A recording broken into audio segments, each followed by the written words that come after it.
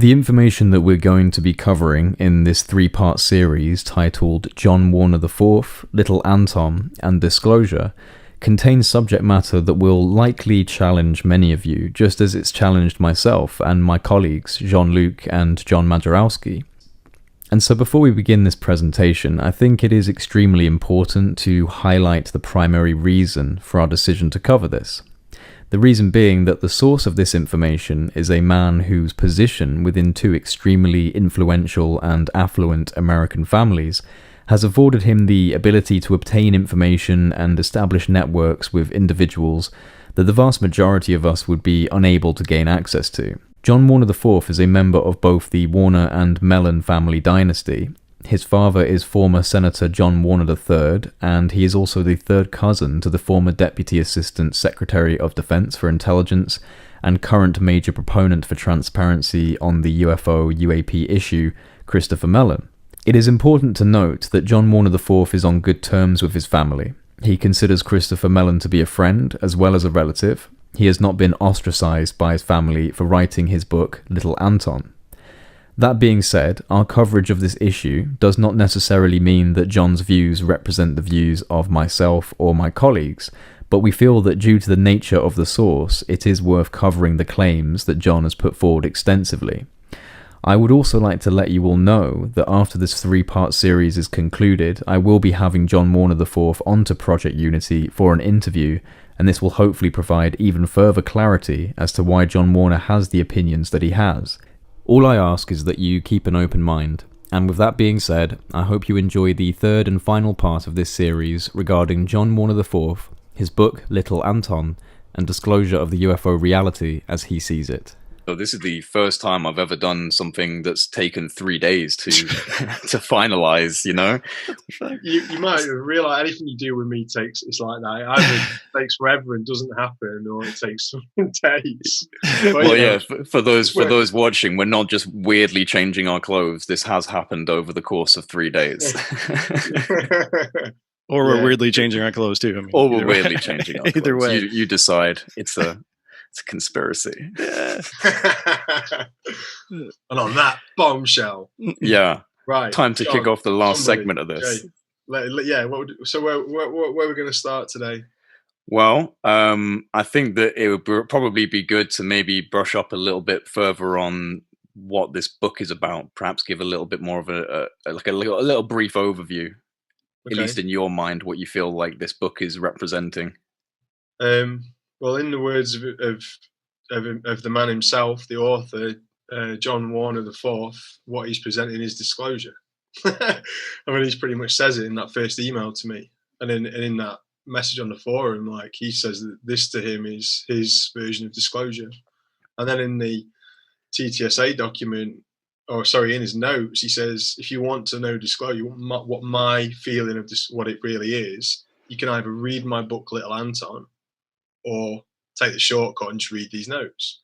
So basically, the Little Anton's the labour of love. From what I'm taking it, it's a huge book, and it's really involved. Nearly every single character is a real person, or there's plenty of them anyway. Like everything he's talking about is supposedly what he believes is real or really happened from his studies and from his privileged position to be in a family or two families that were closely linked to this sort of stuff. So, yeah, we're in a privileged position to be in touch with him, especially at a time in his life where it's almost like it's like perfect timing. It's like, we talked about it off camera before, but the reality seems to be that he's actually been out on camera saying these things for a couple of years now on quite nicely made interviews, but with historians, with book people, literary types, not people like us who are obsessed with the ancient mysteries of Freemasonry and Rosicrucians and Crowley and UFOs. Or even just UFOs, yeah. Yeah, UFO. Sorry, let's simplify it. UFOs, because that's where it all starts, UFOs. So, that's the truth. So really, like, he's been out there talking about anti-gravity machines to people who probably don't know what the hell he's talking about. Or maybe they do. I don't want to say that, but maybe they do. But maybe they don't really care about what that actually means. Well, this is what impresses me about it, to be honest, is, amongst other things, is the fact that he hasn't been pushing it into the UFO community. And we've said this a few times in the interview already, but it's not like he emailed you. You found him on an extremely obscure website that wasn't even UFO related. It was just alternative history related.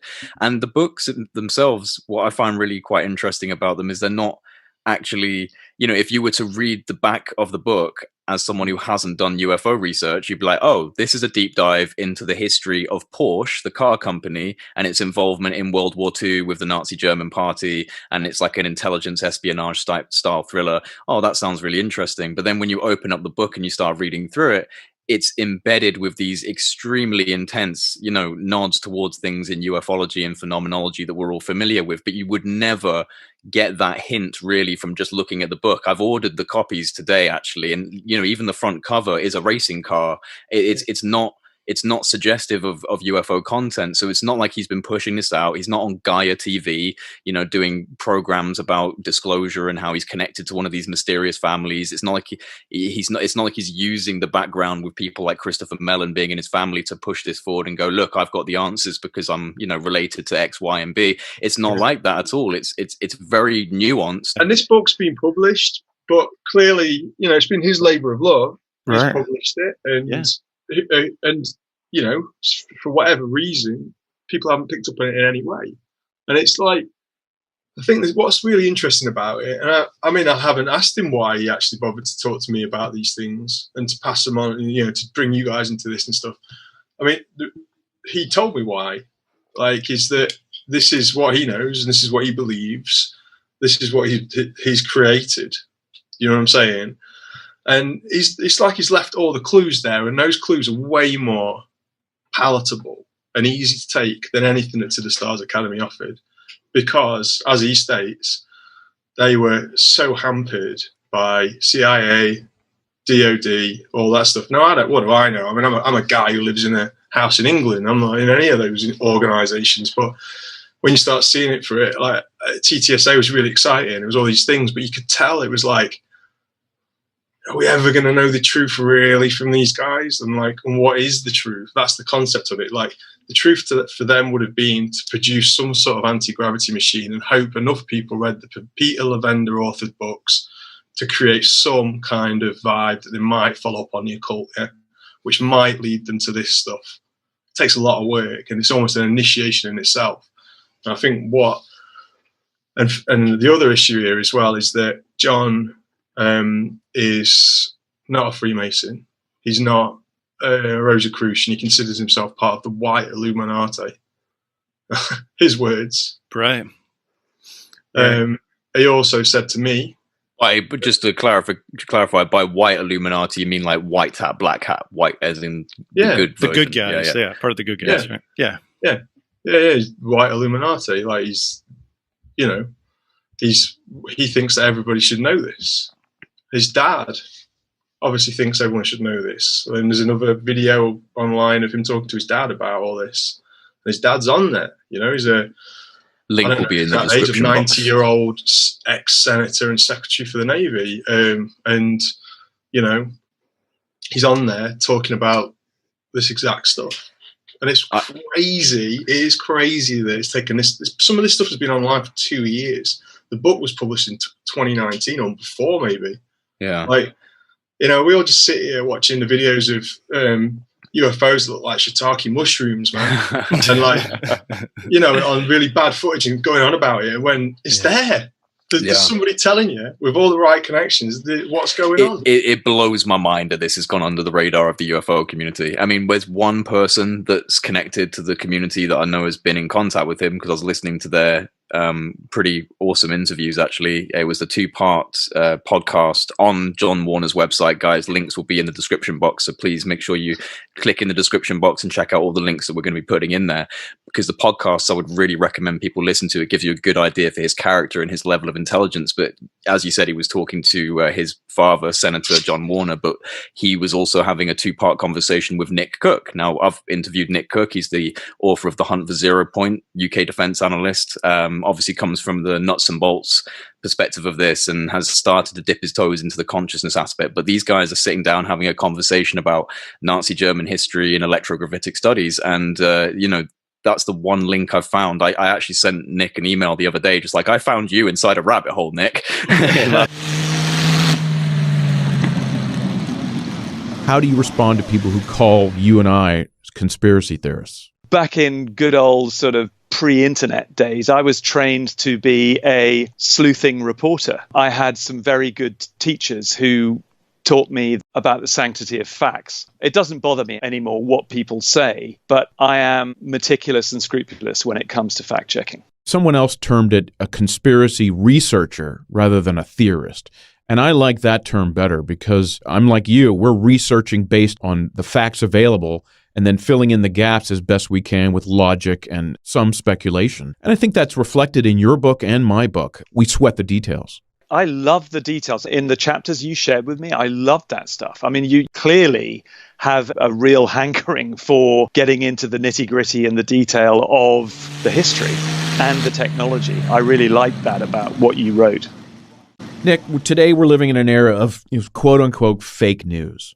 What advice do you have for people who don't know who or what to believe? I think the era of objective truth is rapidly disappearing, and I think the era of subjective truth is assuming increased prominence. For me, my subjective truth needs to be rationalized by looking at multiple points on the compass of all these sort of, different things that make up a story. And when I've been around the compass and I've looked at the story from 360 degrees, only then am I sort of satisfied as to what that story represents for me as truth. There is very little hard and fast truth you can actually point to and say, that's fact. It makes for a chaotic and unstable world. He seems to be the only tangible connection to the UFO community is Nick Cook, but that it's not permeated out any further than that. We seem to be the only people who are covering this right now. Well, yeah, and he actually told me, he's given me a number of names of people who actually want to know the truth should look at. And you know what? I've read Nick Cook's book a while ago. I wouldn't have put two and two together.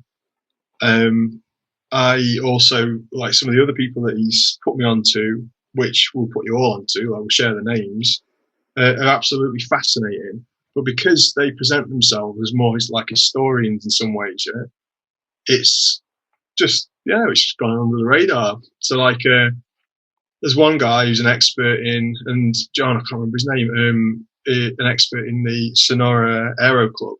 Remember? Oh, yeah. Is it Bosley? Bosley, yeah, Walter Bosley. Yeah. Walter Bosley. He's a Freemason too, by the way. The guy's background is like, yeah, bang. Walter Bosley has he does like a nightly, he has a YouTube channel. He does like a nightly live video almost nightly. And he's just like, yeah. And he's just talking about everything. The guy's done years of research and he's done some amazing research. There's a video I'll drop in here too, as well in the description, that goes into like a whole 2-hour presentation of basically the German influence in the 1800s in the United States and the societies that created all these airships that were just beyond. Basically, they were anti-gravitic airships in the 1800s. From what are you saying, and from the research that you're doing? And the vibe of that organization was that it was wealthy benefactors coming out of I think that it was funneling by New York, but coming out of Europe and wherever else out there. Like again, some form of secret organization to which maybe Tesla might have been part of. So you start heading down the secret society stuff again, like the connections to this hidden information, and it gets pretty wild. No, it gets wild quick. I mean, and it's the same thing like you're saying. It's connected to historians and not necessarily people that are around like us talking about UFOs and consciousness and all these things. It's more of a historical nuts and bolts kind of event type based researchers. And I think it's probably for a reason though, too, because, just until basically recently, a lot of these people didn't want to step foot anywhere near UAP, UFO studies, and let alone consciousness studies or any of that. They just didn't want any part of it, and just the separation. But I think that whole the thing that I would give TTSA credit for still is getting the New York Times and the videos released and getting it into the mainstream conversation so that people aren't freaked out and run away anytime you say any of these things. Oh yeah, they've played an integral role in destigmatization. Totally. Like, the big thing as well as with John is that, the reality of it is that he wants to see a shift in the way the world runs. And he's in a position to see, or to come to the realization, and I think we already mentioned this, that certain families that are part of this so-called Committee of 300 who work for the 13 Illuminati families. Again, crazy stuff. Like, he said that essentially a lot of them don't even know they are, if you know what I mean. Especially the sons of the patriarchs and the matriarchs. Like, until they know they are, until it happens, until you realise you're part of that machine, and that's the way it is. And I think that, I was reading a bit of Jim Mars today. I like Jim Mars a lot, and he goes into these exact things. His theories on this stuff were exactly the same, and he died. It can't have been that long ago. Sad he won't, because 2 years ago, I think. On track, Jim well, Mars. John's also saying that a lot of these people who are supposedly in this committee of 300 families are asleep at the wheel. It's not a organized kind of group of people in robes cackling in a room, or but he did indicate that a lot of these people are not a part of that type of thing. It's like there's a niche patriarchal element of it that is like that, but then the majority are just kind of asleep at the wheel. Well, to quote in one of his emails, like, I'll have to find I think I remembered it. They're asleep at the switch on their yachts. So, on their yachts, like right. They're just chilling out. They're old hippies, like old hippies, on their yachts. And here you go, look at this one. Right, I just pulled this email up. Like, we had a good chat about the divine feminine. Comes into a lot of this stuff, like, well, essentially because the cosmos is feminine. That's the concept of everything. So our creator is feminine. So, not my words, but I believe that too. But here's an email from him. JL, I'd like to hear more about your interest in life and family. The video with you three guys, us, was amazing. You guys are tapped into the universe hard. I told him about a place that it's got connections to my stuff. And he said, that water spa town in England, I've heard of it. I believe many women druids of old frequented the place for hundreds of thousands of years, perhaps. I discuss the divine feminine a lot in my book. Women have been tortured in inquisitions and witch hunts for millennia. It has to stop. Women should rule the USA. The patriarchal men have fucked it all up. See the Bohemian Grove. It's a pedo party born on demonic mass and murder. There you go. That's his words. Yeah. That's somebody you would know, right? I mean, yeah, full on. Yeah. Yeah. So the scary part of it, there's always the light in the dark, right? There has to be too. The scary part about this is, like we just said, most people have no idea they're even involved in this, or they are involved in, and they're just the people keeping the lights on, or they don't care, And then there's this select element at the very top in a patriarchal part that are still doing sacrifices, that are still doing the things that happened millennia ago to the gods and whoever they're beholden to, and in ceremonies and esoteric weird things that we've talked about and read about in books and things like that. So there's this small niche that's happening, and then the other half doesn't even know what's going on. I think that's not. Sorry, go on. No, it's just scary, man. No, all I was going to say is it's not easy to digest that, and it's one of those things where is it that we don't believe it because it's illogical? I mean, obviously this stuff's pretty crazy and fantastical, but is it that we don't believe it because of that, or because people don't want to believe it? It's a lot of the times when you're doing this type of research, you end up honing around areas of the subject where you actually quite like the idea of that reality. A lot of people are guilty of falling into a bias, and so when something comes along where it goes, hey, that stuff might be real, but on top of that, there's all of these secret families and this terrible, blah, blah, blah, blah. People go, oh, whoa, I didn't sign up for that. That's not what I wanted to get out of my research into this field, so I reject it. And I think that people have to be careful not to do that straight away, and to just listen a little more carefully, especially when it's coming from sources like John Warner. That's kind of my main takeaway from this entire conversation, is that we're talking about something that has been talked about by other researchers, some of them very controversial, some of them have even been completely deplatformed for talking about those types of areas because of the falling out they might have had with the communities. But then you've got someone who is not trying to rustle up a load of people out of the UFO community. He's just outside of this kind of stuff, and he's saying the same thing. And he's got these connections to these families.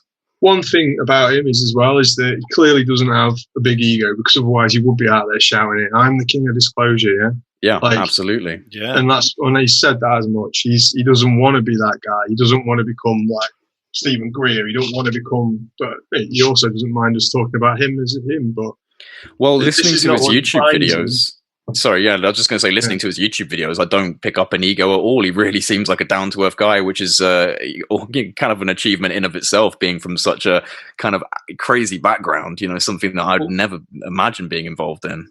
Well, nobody, let's face it, right? Like, I sort of talk about my stuff a little bit here and there to people. No, apart from you guys, hardly anybody's bothered. But all of a sudden, it's not him just telling me all this stuff. He's asking me stuff. Tell me about you. Yeah. So it's like a two-way thing. It's nice, man. I'll be honest with you. Like, I've been in coronavirus lockdown in the UK for time now. Like, tell me about it. And this sort of conversation with you guys is a godsend. And then having a conversation with John as well, and getting some just diamond information, but also meeting a nice guy. That's cool. You seem to be building a real rapport with him. Like, that's what's really nice about this, is you guys seem to genuinely be having a good back and forth. Yeah, I mean, I haven't messaged back for a few days because he sent me so much, and quite honestly, some of it, some of it's scary, man. Like, not scary, but no, a lot of it's fucking scary, man. I'm telling you. Dude, and I'm not even trying to beat around the bush on it. I mean, some of it is. I mean, a lot of people will just turn their shit off because they can't handle it. Like Jay said, you just fucking can't handle it. I mentioned, I was talking to somebody else about this, my wife, who also I talked to him in lockdown too, right? I mean, but she brought up the same thing I'm thinking. She's like, well, aren't you scared? Like, isn't he scared? Like, are you worried about? I'm like, if these people are the people that he says they are, and he should know, and they are, don't you think they would not want you talking about this shit? And I'm like, I asked him that, man. Hang on, let me find his reply to that. Oh, you actually asked him? Yeah. Hang on, let's have a look. Good. Man. Yeah. Yeah, because I was like, you know what?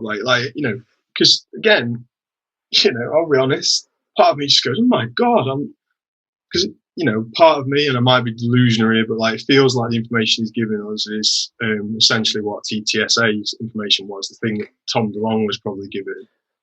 But he was giving it in a way that was completely different. He wants some friendly guy who actually can be backed up with names. It was these shadowy dudes in rooms in Washington or the desert or I don't know where.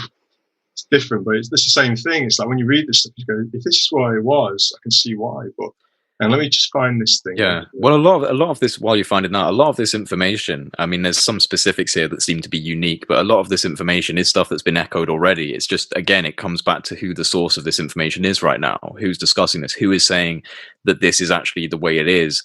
And, it turns out to be quite an influential guy from an influential family. So, a family, again, which is embedded in intelligence in America for a long, long time. So the foundational founder member of intelligence, right? Of intelligence, right? Yeah. So we're talking about huge players in the intelligence game. Like, some of the biggest, most respected, with undeniable connections and networks to things that we would never be able to have.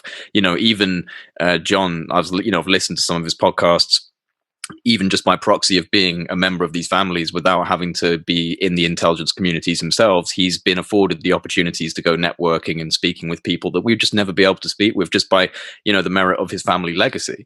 And so, that alone should give you guys a little bit of an idea of why we want to discuss this and put it out there, because there's more to it when it comes from someone like this, in my opinion. Yeah, it's not just me telling you. yeah, exactly. Yeah. It's not if you phone me up at 3 a.m. like, hey, dude, the Anunnaki, and I'll be like, okay, like, John, calm down. Yeah. Just go have a beer and take a nap. I don't know. Yeah. I still can't find this, but I'll keep looking as well.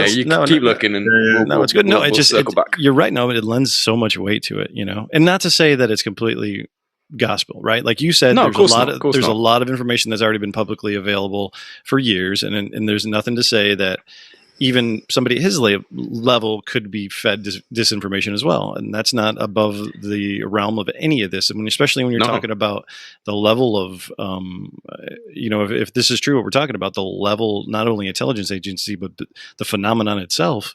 Yeah. To get out, right? So you got to put that in there with like, what is it and what it's not. But I'm not discounting it at all. I'm just trying to play devil's advocate there. Yeah, we're balancing this out with what we know as researchers, based on our time in the community, and I think we can all agree that we find John to be a respectful guy and a very intelligent guy. So there's no way that we're fully discounting this at all. But we're having a discussion. We're having an open discussion, and I want people who are listening to pick up on that vibe, because we're not saying it's absolute fact, but we're also not saying that this is a load of conspiracy junk, that we shouldn't be paying attention to, because I think that there's something in the middle ground here that is very interesting, and that's what I want to focus on. Yeah, absolutely. I mean, again, like, because I'm just blown away that it's actually, this has actually happened, and I'm really, I'm stoked by it.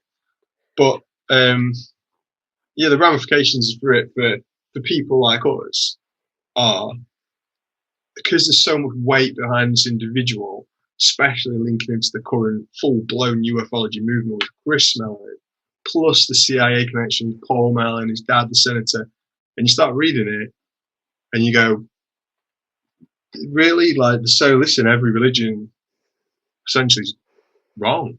Not what I just made up. Like, there's Anunnaki slave trader races mixed in with our top bloodlines who still do it. There's, it's crazy shit. What else was it? There's portals all around the world that take us to anywhere in the universe. What was that one last night? Elon Musk is making the black triangles. Yeah, what was that? The nuclear powered batteries. Nuclear powered batteries for black triangles. There's one here. A former admiral once told me that you'll bump into an Anunnaki or a Grey every day walking around the Pentagon. That's incredible. So whether that means you bump into someone like who's a human-looking dude who's 4,000 or 5,000 years ago had a relative that was an Anunnaki, is that the same, or are they Anunnaki? Well, yeah, that's the question, isn't it? Is it like, are we, because other people have said they're walking amongst us, and is that literal? Right now, there are ETs that are genuinely what we would consider to be ETs walking amongst us, or is it just that the bloodlines of these ETs have survived and they're still present, and that these people are in key positions of power? And they probably don't even know if we do the math. Well, yeah, I'm not good at math, and I'm not that great at math. But if you do the math in the 300 family, we just a loose number of 300, but the 13 families, and say even they're keeping a secret, compartmentalized from everybody else. There's this little top that know that, but are these other people just bouncing around and maybe getting positions because of their connections and things like that, or maybe their own merit, but maybe they are, part of this bloodline, have no clue. Hell, all of us could be part of this bloodline and we have no idea. There are other people all over the planet. I mean, and think of this was my thought earlier today too, is like, John Warner's been in this, there's other people that have probably gone the route of, piss off. I'm not going to marry one of the other 13 families. I'm going to do what I want. Screw you. I don't want your money. I'm just going to do my thing. And that's probably happened more times than we can count as well. There's we've gotten free will, right? So, there's no saying if you want to piss away your billions or trillions of dollars and you just want to go be the guy that digs a ditch for the rest of your life, cool. There's a bunch of dudes out there, and who's to say that, somewhere down the line, the blood, mixes out, and now it's the majority of the people on the planet. Yeah, no, totally. Just my theory. Coming up with it. I think that the bloodline stuff, because it sets some people's teeth on edge, because you head down the fascist route, start talking about, but if you're talking about something that really does involve thousands of years of genetic fascists, then maybe it's the right way to talk about stuff. But yeah, it puts people off, doesn't it? Like, yeah. I was going to say before, when we were talking about this stuff and about how it affects us, about how we look at it, it's almost like I hear quite a lot that ufology is not political. but it is, or ideological anyway. Because a lot of the sort of far-right ufology or the right-wing ufology probably is a lot more of the crazy light warrior stuff leading into Guantanamo Bay, QAnon, taking liberals to Guantanamo Bay and all that nut stuff, which also pulls in greys and aliens and Anunnaki, like all the wild conspiracies. On the flip side, the liberal stuff is way more kind of like, I don't know if I'm speaking out of turn here, but probably more like, not like that, and probably the stuff we're more inclined, or I'm more inclined to want to read. Do you know what I'm saying? Well, the thing is, like lately, those two lines have blurred completely, and at least in America, and I'm just speaking generally here, before the QAnon shit and all that, or whatever. Like nobody was going down the whole path of people kidnapping children and drinking their blood for adrenochrome and all this shit 4 years ago, 5 years ago, right? Like that didn't enter, and especially into the, I would say, far right wing, part of the conspiracy side of everything here in America. That was not it. It was more like the conservatives versus the liberals, and it was like more the age old political divisions, right? That was just whatever. But then when you start throwing this stuff in there, which is baffling, because you wouldn't see that. You would think the conservative side would be more like, that's bullshit, we're not going to believe it. But like they were the ones that kind of latched onto it harder than most people, which is even more bizarre in my mind. And it goes all the way down to like the voter fraud and like all these other conspiracies. And it's like I don't know how that whole thing switched from one side to the other, but it seems like it's not only, like you said, Jean-Luc, is not only like something you'd usually be interested in, but like the other sides is starting to believe stuff that is not mainstream and fringy. Well, that's it. And it's kind of like, because, and I suppose this is why, John Warner has said quite a few times in his work, in the notes and so on, that TTSA is just a it's a valiant effort, or a valiant effort, but it's too weak. It's too wishy-washy. What's it ever going to bring? Like, it brings, I'll tell you what it does bring, actually. It gives anybody who has researched hard enough, brings them to this point. And like, so maybe that's what it is. Maybe that's what it is. Maybe what it is, it's a linchpin to make people search. Because every single one of those names connected to that organization is in a massive adventure itself, yeah? You type in one of those names, you go down a rabbit hole that you can probably spend a year investigating for Hal Puthoff alone, And then all the other guys, like, just you know what I'm saying? I'm curious as to what the other staff are going to do. There's quite a few different people in To the Stars Academy when you actually look at their bios, and you've got these I can't actually remember their names, but different scientists and people in different areas, the ones that are never done interviews, never appeared on unidentified, but are listed as people involved in the effort. And we haven't really been given an indication of what they've been up to, and so I wonder, a lot of it's biomedical. Yeah, biomedical. Also, there was like a biochemical weapons expert from the CIA or something like that. So there's some really interesting characters knocking about on the To the Stars Academy webpage that haven't been given any spotlight.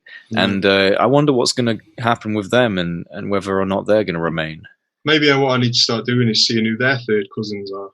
Well, maybe you've got a talent for reaching out to influential third cousins. Yeah. Shit, I'm trying to remember who my third cousins are. Well, I was speaking to my third cousin the other day. He'd never heard of all this stuff, and I was giving him a quick brief update of what's been going on in America, and he was like, "I can't believe this is real." I was thinking he had no idea about any of the normal stuff, not this stuff we're talking about, the crazy kind of more advanced level, but just the surface level 2017 to 2021 US updates. And I was giving him the background on that, and it was actually quite encouraging, because he's a guy he's just a normal dude, works in construction, and we hadn't spoken for a while, and we had a phone call because he saw a status that I put up about interviewing Lou Elizondo, and he was like, "I've got to ask you what this is all about." And so I just gave him a 20-25 minute background on everything that's been going on, and he was just like, "Wow, like there's no way that you can really argue with that, is it?" And it was like, "Nope, it's real." Let's go back to finding the email where we find out if they're going to come find us and throw us in a van. Yeah, because try and find that. I want to see what he responded with. And that's the thing I was trying to tell her. I was like, it's not me saying this shit. It's this guy, and it's this guy. It's. I'm just telling you what he's saying. I'm not coming. That's the point. It's the age-old adage: don't shoot the messenger. Right. We're just the messengers here. Don't kick me down a Spartan hole. Right. Oh yeah, exactly. No, man, it ain't worth it. No. Well, let's have a look at this one. Here's something cool. This is the thing. It's just all gold. Like I'm just flicking through emails. Yeah. Listen to this bit. Paul Mellon told me that he and his wife Mary visited Carl Jung many times in Switzerland. He told me that Jung later worked with Alan Dulles assessing Hitler's sanity during the war. That's when Jung joined the OSS, Agent 488. Don't be fooled by mainstream accounts of the OSS. It was not a chicken shit outfit by intelligence standards. They handled the UFO stuff and gave it to Donovan, who gave it to FDR. They need the Harvard-Yale intellectuals like Paul. FDR had his own unit, the IPU, the Interplanetary Phenomenon Unit, Army G2, Navy ONI. Jung told the... Sorry, mate. No, go on. Yeah, Jung told the Majestic 12 group in 1948 that the Foo Fighter issue was worse than they thought. The rudder might be taken from our grasp, is what he said. The what? The rudder. The rudder. Oh, okay. The rudder, yeah. The rudder might be taken from our grasp. He was prophetic, but truth be told, I think the rudder was stolen from us around the time of Atlantis' fall. Wow. Shit. That's from John, isn't it? Yeah. Yeah. And then he says, was Paul Mellon later on in 1956 a member of MJ12 with his buddy Dulles? I honestly don't know. Probably not, but he was close to the players and he helped fund the CIA, NASA, and the NSA. He, Nelson, Rockefeller, and Dulles were all on the CFR and Jason societies together. So, yeah, he's just laying it out. This is the thing. And also this amazing personal connection to Carl Jung, because, it seems like the Mellon family, especially Paul and Mary Mellon, were integral in disseminating Jungian psychology throughout very kind of high society academic think tanks and establishments and institutes, right? Is that correct? They kind of embedded this understanding and this more esoteric understanding through their high society networks. Now I haven't taken psychology courses in a long time. Jean-Luc, you probably can speak more eloquently than this than I have, but isn't Carl Jung still held up in the absolutely realm of psychology as like the guy? Psychoanalysis, I think that for me, the reason I got so interested in him is because he was so interested in the occult. I suppose. I don't mean in terms of the dark stuff, like just what's hidden. No, but like if I took Psychology 101 for college, right, and just had to take it, and it was like Carl Jung. Day one, that name will come up. These people, and they'll run through the usual names. And Carl Jung will be one of the top ones. Yeah, but totally. He is the father of it. That's why. That's when you get into all this stuff. Like essentially, what he says is that the fact that Paul and Mary Mellon apparently they were both clients of his. I said students the other night, clients who then became friends and then and then became students, I suppose. And that was when the Bollingen Foundation got set up and so on and so forth. How do you spell that, by the way, the Bollingen Foundation? Well, Bollingen is Bollingen. Bollingen, right. Yeah. And that's named after Jung's Bollingen Tower, which he built himself and then practiced some of his more alchemical sort of working. Have a look and that was the Paul and Mary that named it the Bollingen Foundation. Yeah, well, there's a letter from Paul Jung to Mary Mellon saying, I love your diabolical idea to continue our work in America under the Bollingen Foundation. So like the work that he was doing, obviously if he started working for the OSS, Office of Strategic Services, analysing people like Hitler, and then from that, a lot of that became sort of the propaganda stuff. The formation of mind control learned by some of the scientists that came over on paperclip and the SS people they were involved in all that. So it gets pretty dark. So in terms of, a big part of this is the MK Ultra or the birth of that too. mind control, Psychotronic weapons. Yeah, Again, this echoes back to things like Slide 9 and ATIP. Yeah. This is madness, but I recorded an album with a band when I was like 17, right? And in the studio, there was this guy, it was like a friend of the engineer, and he came in, and this guy was older guy, pretty crazy, right? And I can't remember his name right now. It'll come to me, but dude like rewired my guitar in like 30 seconds. And, he was like a sound guy in the region, and he wasn't allowed to be the sound guy anymore. And I asked him one time, I'm like, well, what'd you do? And he said he got into studies, and he got into some work from German, and I can't remember. It was part of the whole, psychotronic weapons and things like that. But what he found out, there was different frequencies. So he would like run the sound for a band, like at a bar, right? Like a big bar, the band would come in, and he would be like the guy working the board, right? And he would play like different tones at different hertz, like underneath all this shit to see if it would work, because he's reading about this guy. He's like, you played this one tone, you can make everybody act like they're drunk, even if they haven't drank a drop, and they fall over and throwing up and shit. And the other stuff, you can make them like literally, pee their pants or whatever, right? Like, and all this stuff. And he got like, somebody figured it out or whatever, and the dude wasn't allowed. And I was like, you're fucking crazy, dude. But then he like, gave me some information. And back then you had to go to the library, right? And you dug through it. But I was like, holy shit, that was a thing.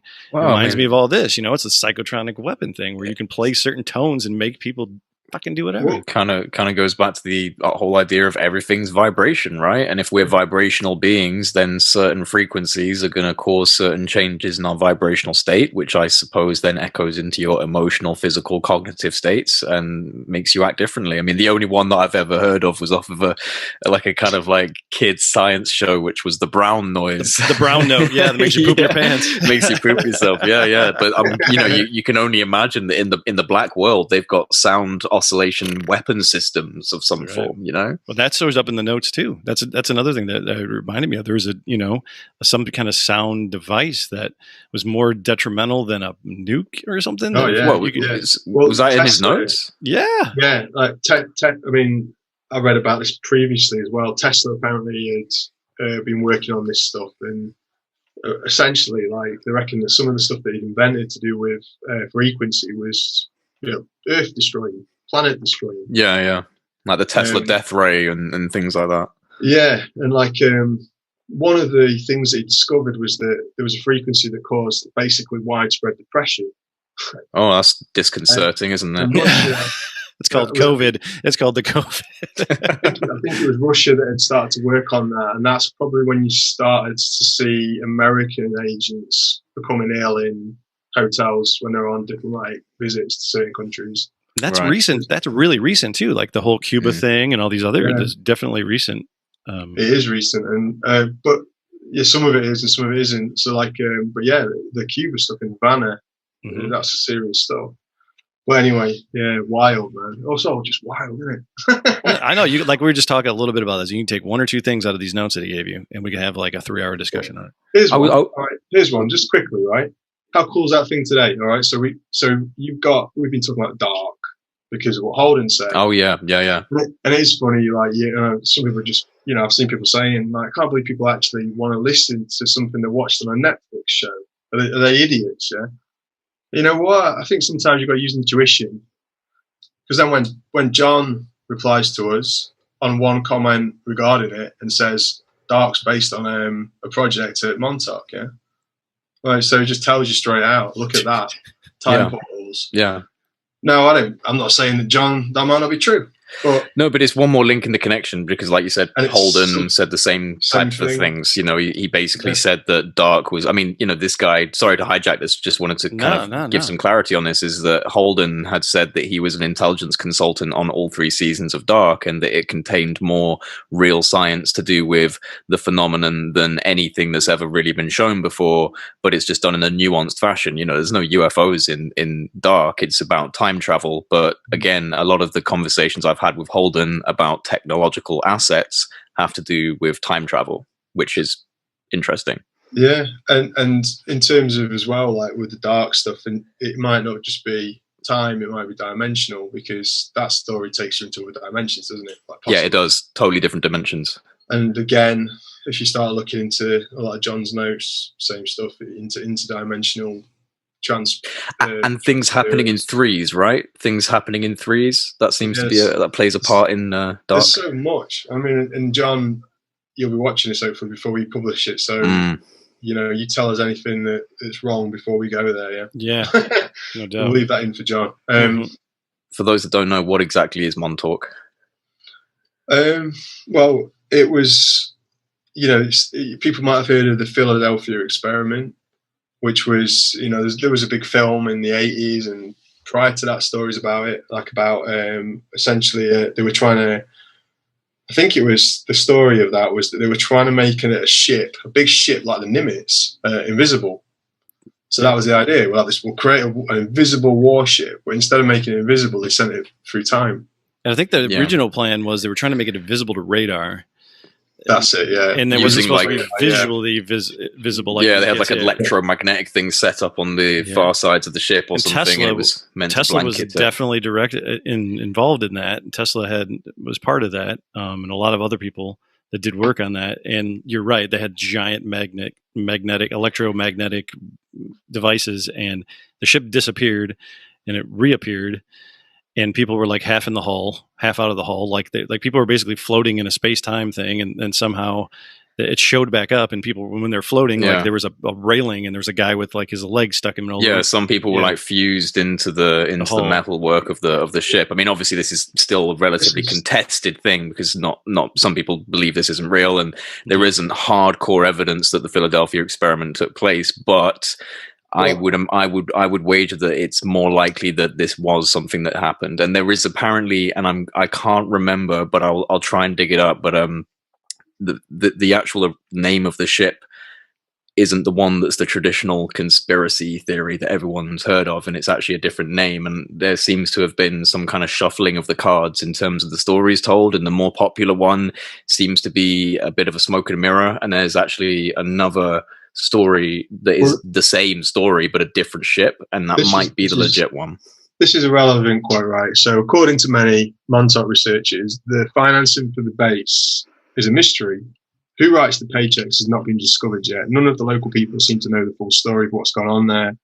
Insiders believe the Montauk project was a development and culmination of the phenomena encountered aboard the USS Eldridge in 1943. The movie The Philadelphia Experiment is a Hollywood imaginative fiction production of disinfo piece. Please refuse to base any belief, disbelief, or opinion on that movie. Popularly known as the infamous Philadelphia Experiment, the ship actually disappeared while the Navy conducted radar and visibility experiments, according to believers. Albert Einstein, Nikola Tesla, Wilhelm Reich, and the infamous German creator of the bomb, John von Neumann, are all related to the project itself. Associated with the Poynton base is a huge radar assembly that seems to have induced electronic mind surveillance, control of distinct populations, and much weird behavior of people and animals on the island. I can believe that. So the other side of it is obviously the time travel stuff. So that goes on to say something about quantum physics deals with a vast arena of physical phenomenon which show quantum behavior on a time and space scale well within the world of human perception. Also to be considered is the effect that an observer has upon a physical system, which cannot be objectively understood without accepting the existence of parallel universes. How's that? So, nothing new, I suppose, but apparently they've been doing it and are doing it. Yeah, why would they stop? So is there anything else that we want to cover when it comes to John Warner, this book? Is there any other emails, any other notes? Well, actually, one thing I'd like to ask real quick is he said that the books are good to read, but if you want a quick version just to read the notes, are the notes publicly available, or has he just sent you the notes? They were the ones that he sent us. They're in that folder for you guys, yeah. Right, okay. And again, he, as far as I know, until I get the nod anyway, but he said that everything he sent can be everything you think. So if we get confirmation from him, obviously my intention would probably be to compile those notes and let them be publicly available so that people can get a quicker idea. But obviously we'll have to wait on confirmation from John for that. Yeah. Well, that's it. And I suppose, exactly.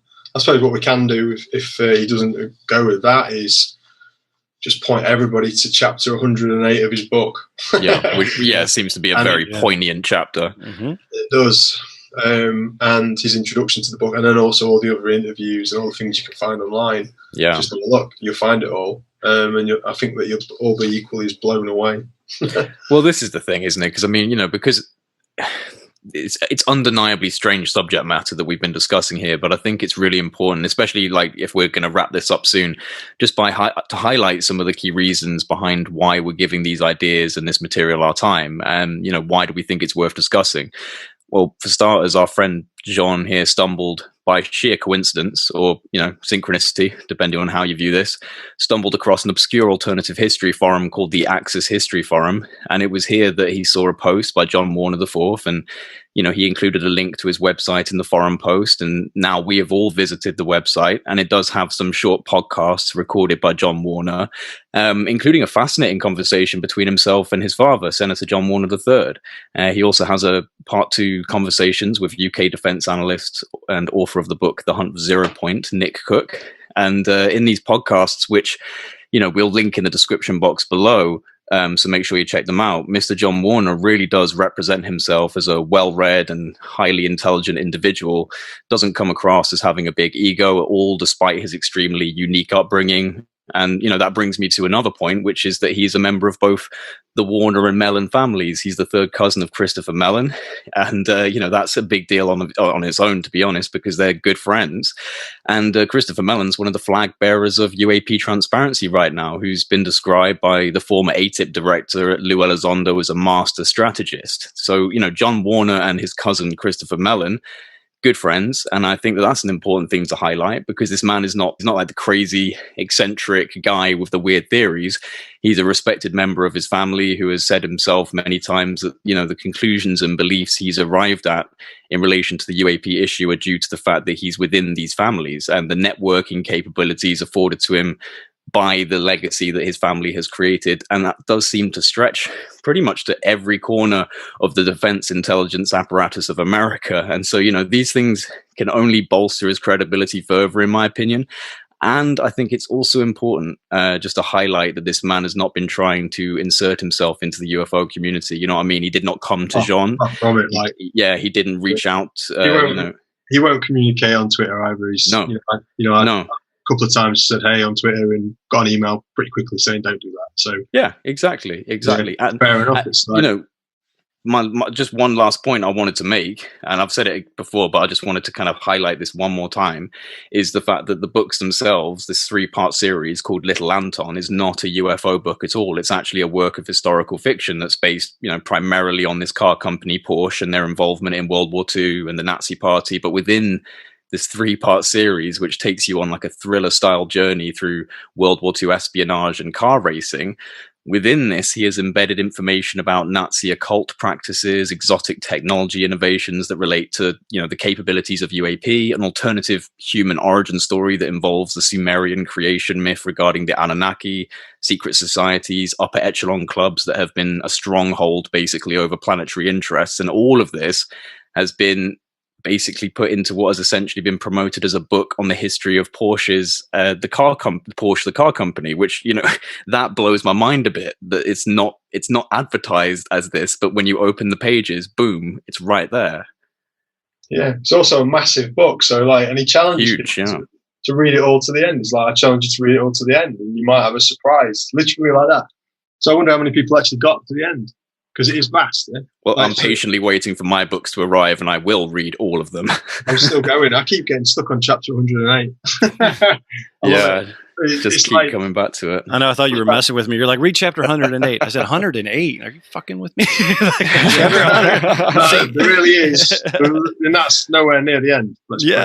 That's crazy. No, and obviously, and book 2. Or volume 2 is coming at some point, and that's when we start looking at the meeting in Washington with the Graves. So does chapter 2? I mean, is the second book going to be a sequel, or is this just a straight different book? Yeah. Do you happen to know? I guess it kind of. He hasn't said if it's a sequel. It sounds like it is. It's the next bit, isn't it? It's like after World War II. Okay. Yeah. Next, and he goes. It's much more focused on disclosure than book 1. So, That'll be very interesting. No doubt. I mean, there's when you think about this in the world of editors and publishers and things like that, I mean, we've heard all these stories a long time too, and we haven't talked about this, and I want to talk about just real briefly here, but like there's a lot of times where, I mean, there was a guy that reached out to me, you know, and I kind of shared it with you guys too recently. It was like, I got this book, but the editor wants me to pull this stuff out because they don't want to, it's too much woo or whatever, you know, and it's like, well, that's the shit that people should be listening to, you know, but you got to think about all these different publishers and editors and, you know, whatever.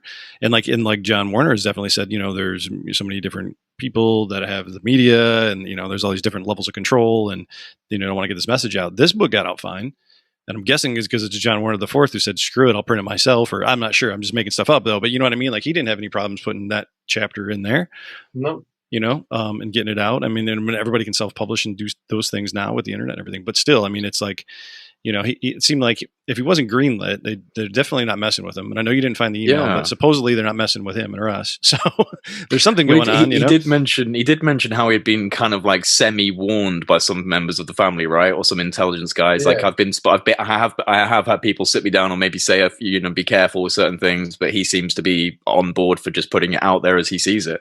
Yeah, and I mean, yeah, I'm not going to say his direct quote on that, but like, yeah, it's just like his take on it is, this is my truth, this is what I'm saying, I stand by it, and if you don't want the people, basically, he says the people who don't want him to do it are being essentially lily-livered. That's a nice way of putting it, I suppose.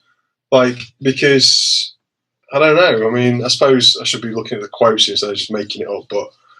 He doesn't seem to have any scruples about saying this. He thinks that this is what needs to happen. He thinks it's like, if anybody has a problem, then they're wrong. And it's like the way that he wrote those notes. I mean, I was reading a lot of them yesterday or earlier on this chat, where he's talking about, you know, listen up, dummy. The first thing you need to realise is there's no death. Next, yeah, I like that. Get over that. Religion. Yeah, next there's no religion. Where? Get over it. Next, you know, Sumerian gods rule the earth still. Next. Throw your degree in the trash. Next. Yeah. If you want to start talking about this properly, get over all your bullshit. It is basically a slap in the face, cold water to the face kind of thing, where it's just look, mate, wake up. As opposed to TTSA, which is like, let's turn this into like the Pepsi Coca of yeah. And like make everybody like really happy and it's all hopeful and all that, and just make it with nice beautifully filmed things to make it. But then in the end, it's like the satanic cults that rule the earth. But how do you? Yeah, UFOs are connected to it. Yeah, how do you get that out? Here is a really nicely, glossily made film, which hopefully will make that feel a little less worrying. Well, I think in all honesty, I think that was genuinely part of the game plan. Was like, right, okay, we'll use this entertainment industry, because you know that's something that Tom was saying was like, I offered them a service. I came with an idea that they didn't have before. They didn't have the ability to create this kind of stuff because I'm the one that came in with those types of networks. And I don't think that was ego. I think that's legit. Like, he comes from the entertainment industry, but he also has a unique knowledge set with this subject. That's why he's so unique. That's why it was almost destiny that this guy, you know, got involved with these people, because he's this guy that has the networking connections within the entertainment industry to put something like this together, but at the same time is within this extreme niche, especially within celebrities, who's super into UFOs and understands the history and seem to be able to go to them with a bit of a background knowledge. So it's no surprise that, you know, this happened. But I do think that that's probably part of it. It's like, right, okay, Tom, this is what's happening then. Boom, boom, boom, boom, boom. Here's some really scary shit. Can you turn that into something that's palatable for the public? And he's like, oh my God, like, you know, I had sleepless nights. And it's like, I'm not surprised. Not surprised at all. But I think you have to, though. There's no other way around it. There's other people. If you go back to the War of Worlds example, people jump off bridges and shit. Yeah.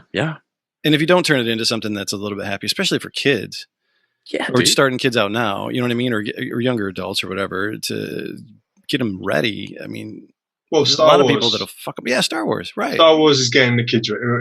You know, like E.T., Star Wars, Close Encounters of the Third Kind. Well, if you want to, I mean, John said that in his notes too. Like, he's put down Spielberg was read in. Like, he was what, you know.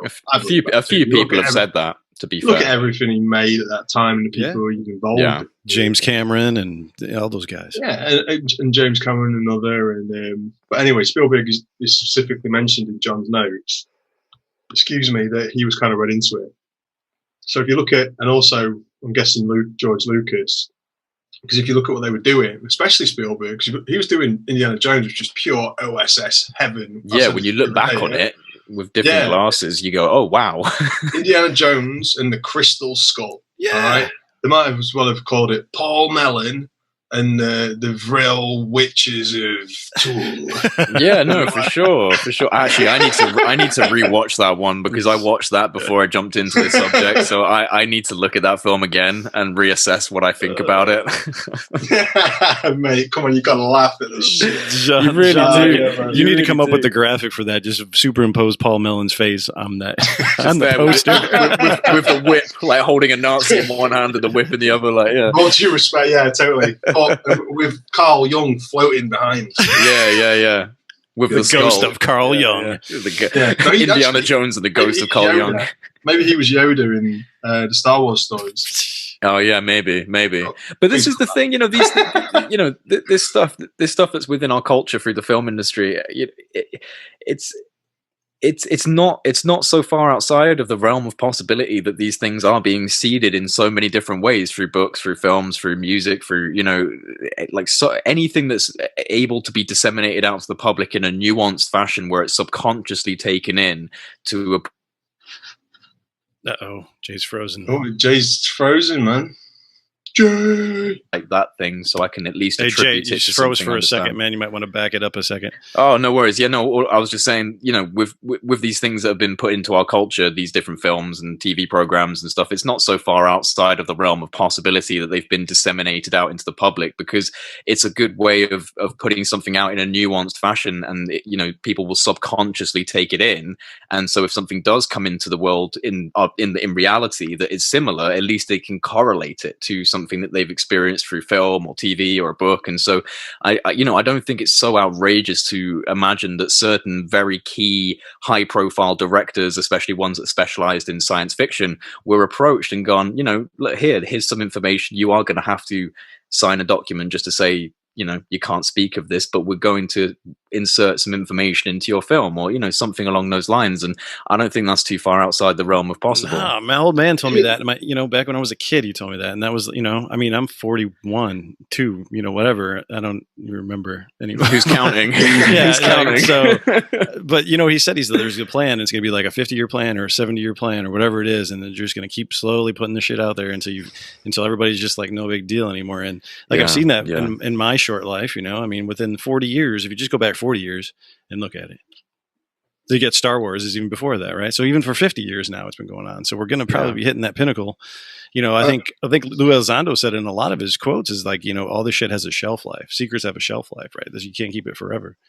Well, it's like the fact that he called it that chapter 108 in Little Anton 108. I'd heard the number 108 in some of the reading I'd done before. So one of the first things I do is go, well, that was one of the most mind-blowing chapters of anything I've ever read. So what number was the chapter? Number 108. All right, why is it a number 108? So then you read what 108 is, and 108 is the number of Metatron's cube. Metatron's cube, oh, right, okay.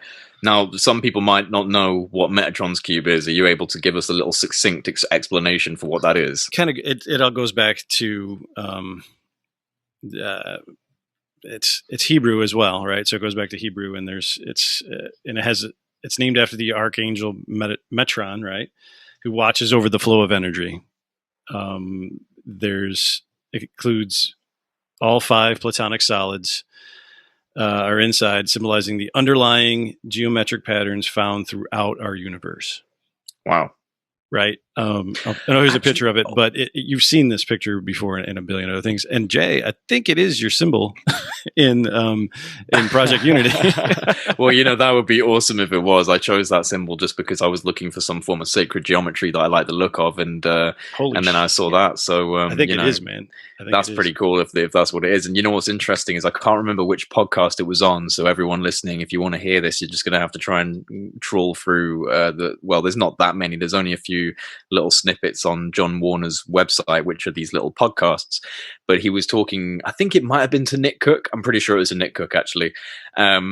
And he was just saying about how geometrics, I can't remember the exact quote, but he was basically going like, yeah, man, like, geometrics essentially are what creates the universe. The universe is created from these energetic, sacred geometric patterns. And that's what's echoed into symbology and through secret societies is these beautiful geometric structures and patterns, which essentially are the building blocks of the universe. And, these are the things that underneath everything are creating the universe. And I thought that was quite interesting because,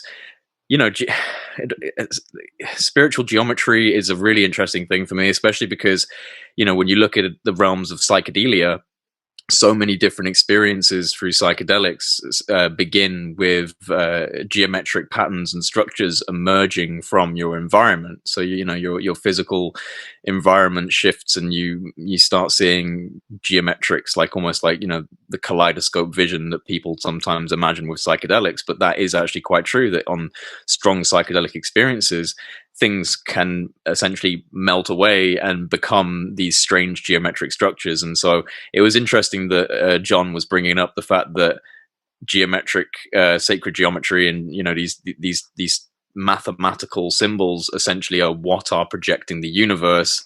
And then when you go into transcendental or psychedelic experiences, one of the first things that you see is geometrics popping up out of the woodwork. Essentially, it's almost like, the stuff behind me looks like this right now, but if you were to fade it away to its most basic component, it's a complex geometric mathematical construct of energy that is forming this. And that's, pretty mind-blowing stuff, but hell, could be real. Probably is real. I personally do think about that kind of thing and go, yeah, I could imagine that is how it's represented, at least on this dimension, right? It's kind of like it goes into the whole idea of observation of dimensional objects. And when you have physicists that create 5th, 6th, 7th, 8th dimensional objects, they are very beautiful, mathematical, symmetrical geometrics. That's what it is.